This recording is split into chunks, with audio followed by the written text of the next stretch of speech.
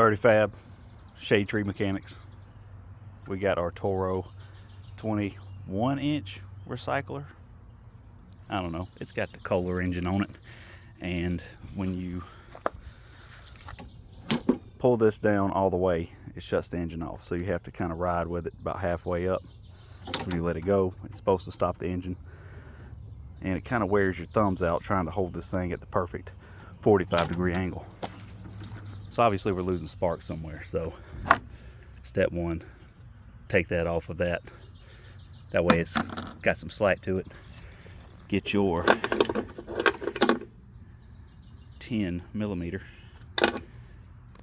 take these three off. These three, the studs came, or these two, the studs came with it. This one, the nut came off.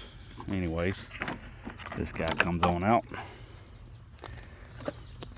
and then when we pull the lever here, you'll see that the brake releases, and that wire's making contact with that spring. That's the kill switch. That kills the spark to the spark plug. Instead, the spark goes straight to the ground. So we're gonna try just to bend that guy out of the way. Now we got some clearance. Shouldn't be a problem. Now we got those three nuts back tight. We're gonna fish this guy back through here, one-handed, of course. It's not that way. Boom, like it never even happened. Yep.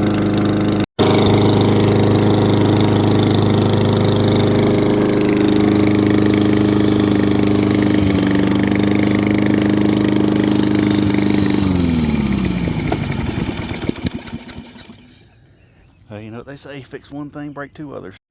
So, failure to stop now.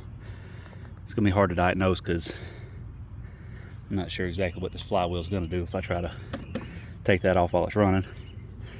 I did check the brake on the flywheel when I had it off earlier, and it was making contact. So the spring, still seems tight, but this cable right here, a little sloppy. So I feel like we're getting binded up somewhere. That's not allowing this to return all the way in order to kill the spark like it's supposed to. We'll find out. So remember I said break two things, trying to fix one thing. So I was just trying to shoot some of this hot fluid down in here and work it back and forth, and I figured eventually it would start dripping out of the bottom, and I noticed some dripping. But that's coming from the carburetor. Alright, the diagnosis continues. Alright, so quick rundown on small engines and how they work. A lot of people are scared of them, but they'll work on regular engines. But small engines are real simple. Flywheel here. These things are just to pull air through this cover. Because it's an air-cooled engine, there's no radiator. Once again, that makes it more simple. On this flywheel here on the side, you've got two pieces of magnet that line up with these things right here. Now, you don't have to understand how it works. I guess you just got to know how it works. So when those magnets pass through here, this is a coil. It's got copper wound up in it, and for some reason when you run a magnet across copper, it generates electricity. So that electricity goes through here into the spark plug. That's what gives you your ignition. However, if you want it to stop, you put the spark, you send that electricity to ground. So it comes through here. Remember earlier, this contact was making a connection here on this spring, which is grounded. So this is a brake that rubs against the flywheel, and it also is metallic, so it's supposed to ground it to the flywheel.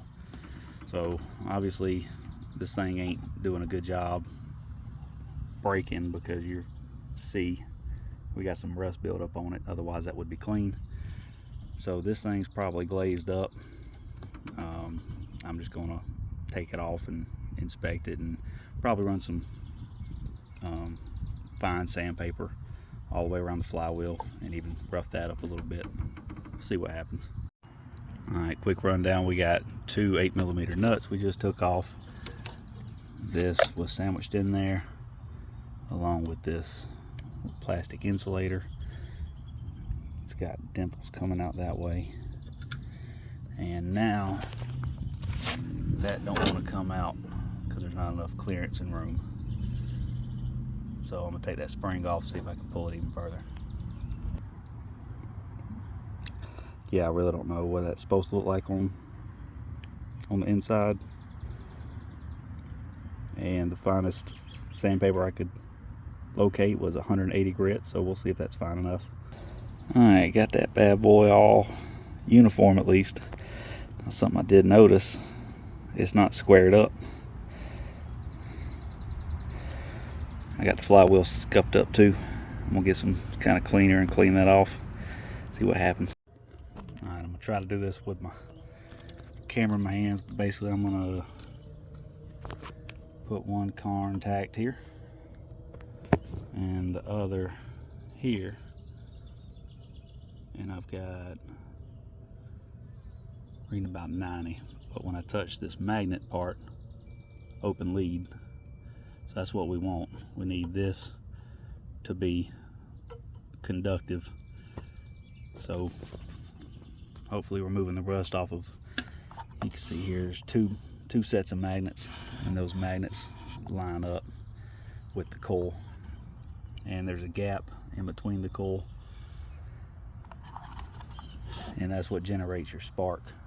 So hopefully this brake here will eat the spark instead of sending it to the spark plug. Let's get this cover back on and give it a go.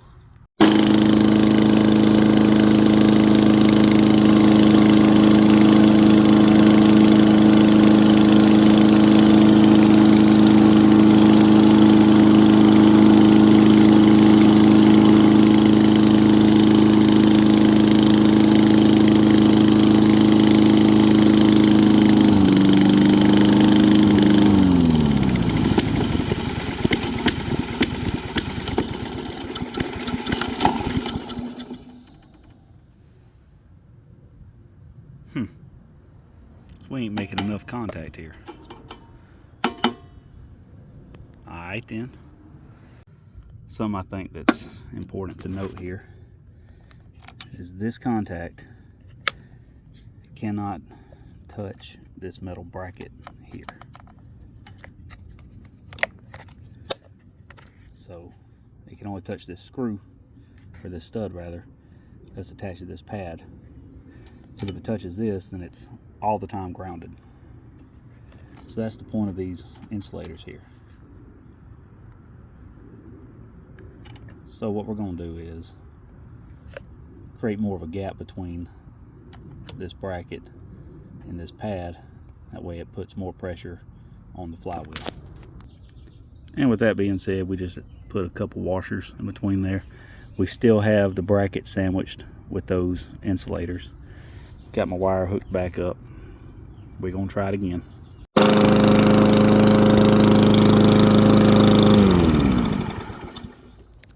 Yep, like it's brand new. Now on to this carburetor issue. Alright, so carburetors are another thing I know people are scared of, but this is really old technology. I mean, homeboy named Venturi invented it before combustion engines was even a thing, okay? So them look like 10 millipeters right there. Look, it ain't even gotta be tight, bro. Alright, so we've got the air box off. I'll remove this hose clamp. Alright, so we got the air box off, two 10 millimeter nuts. There's this hose clamp that was here, slid it back.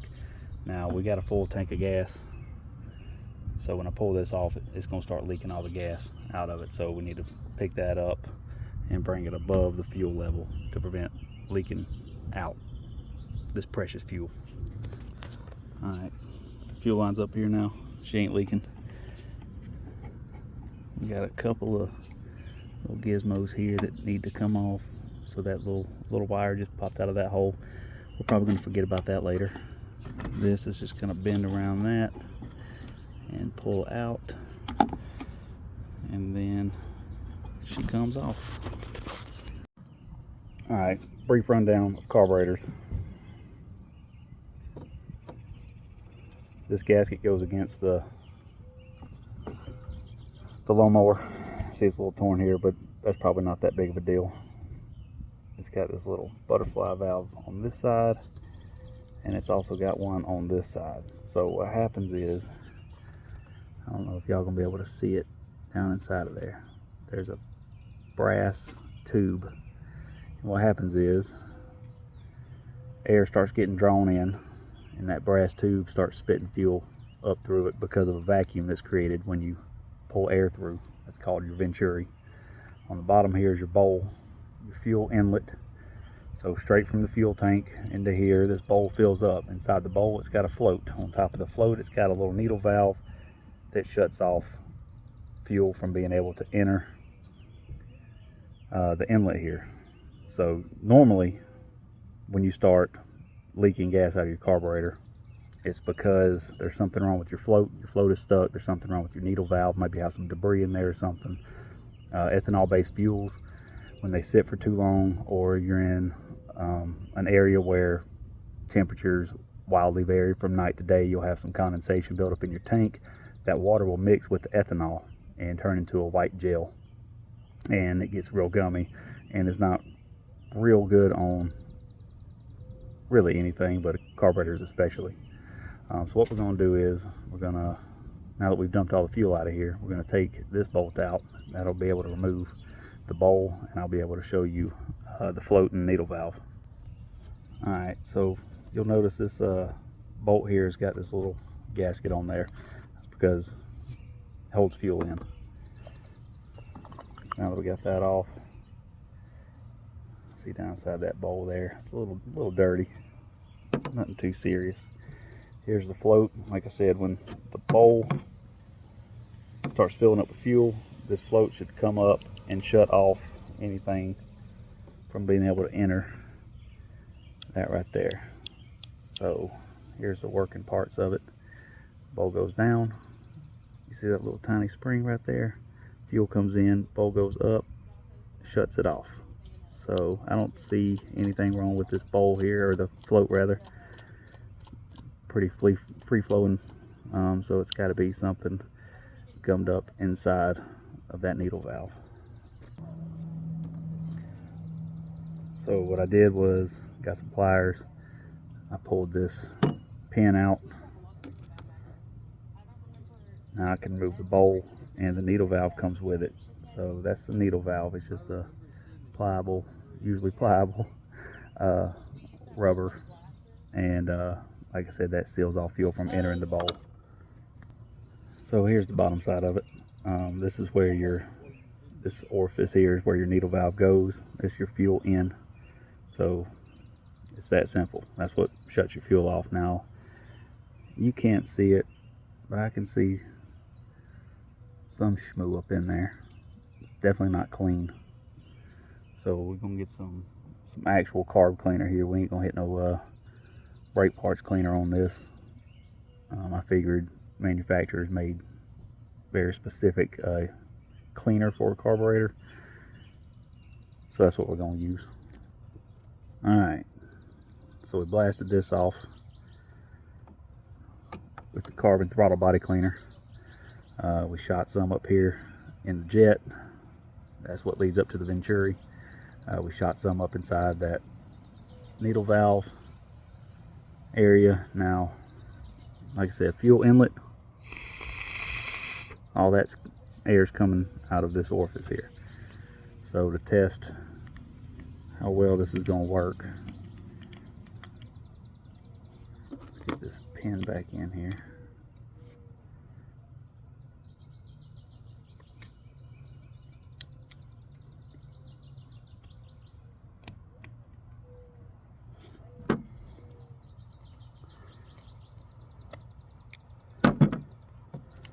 Now that the pin's reinstalled,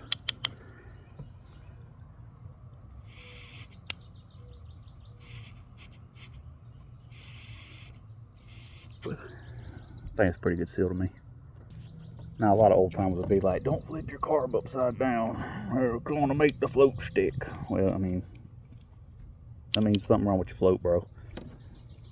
Alright, so There's an O-ring gasket around here where this bolt goes on. I don't guess orientation of this really matters.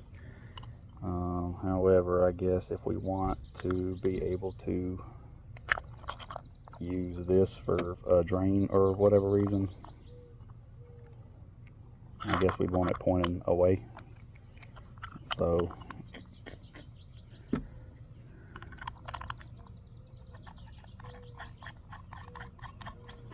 now don't get me wrong, I believe there might be some truth to flipping the carb upside down. And if I had a $400 one now about to be a new install on like my truck or something, I definitely wouldn't be flipping that upside down. Alright, that's it. Make sure that's good and snug. I like it.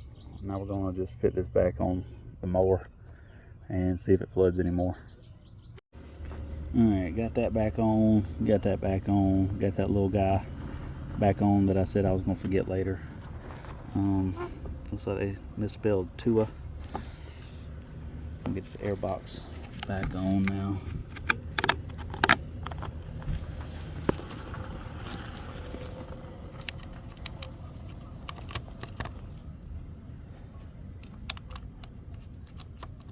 I guess we could have waited, put this air box back on because the fuel line's hooked up.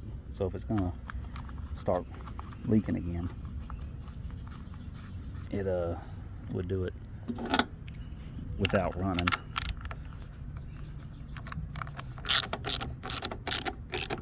It would just be doing it. Now, something I don't understand is this thing. I don't know what this is. It's like it helps funnel a vortex into the carburetor. I don't know, but you know, somebody said it needs it, so we're gonna keep on using it.